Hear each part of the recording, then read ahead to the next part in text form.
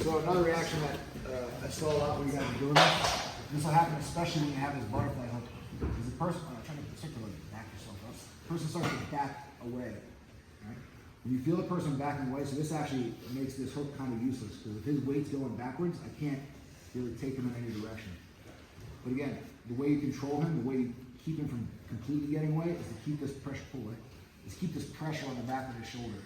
Right? This is going to hold him, he won't be able to completely get away, but he can back his hips away. Right? So when you feel the person backing up like that, you're going to take the leg out, you're going to bring it around the head and step on the hip. Right? Now this makes it very easy to get his hand out. Okay, so once I have my foot on his hip, I can just push and pull the hand out, and now I'll just continue to finish the Kimura here. So usually if the person stays here, they'll tap, but a lot of times what happens is they flip over their head, and they'll just end up with the armbar. Right? And this isn't something you can force, because if they're driving into me, if he's driving into me, there's no way I can get my leg around his head. Right? So you really only do this when the person's trying to pull back like that. You feel them pulling back, make sure that they don't get their posture.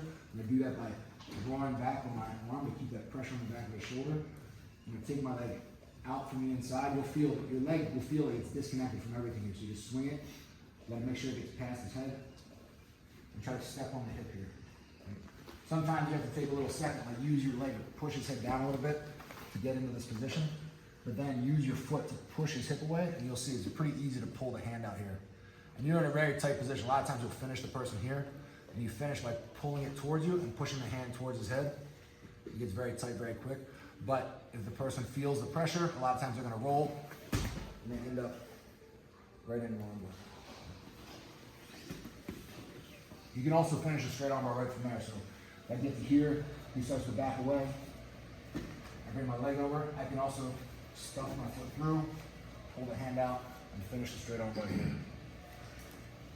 So again, it's very important when you're doing this that your partner gives you a good feel for it. So now I want the person on top to basically sit back on the heels, and yeah, you just sort of pull your weight away from the person. Right? He shouldn't be able to lift your head up. He shouldn't be able to get to here. Right? If he gets to there, I'm most likely going to lose it. So when you feel the person pull it, I pull back, pull it. Yeah, like that. So see how I'm going to pull all my weight on the back of the shoulder. It should make it fairly easy to bring your leg around. Step on the hip, push it in the hand free. Push it behind his back, you can get the finish here, or the person can roll, and it'll end up right in the armbar. And then one more time, you can also sometimes straighten the arm out from there. He pulls away, I stop him from getting all the way away. I bring my leg through the middle, pull the hand out, and you can finish the straight armbar from here. And again, also from here, sometimes with the pressure on, he's going to flip, but again, he ends up in the straight armbar. Right? So person on top now, just kind of like drop your head and pull yourself back. 1, 2, 3.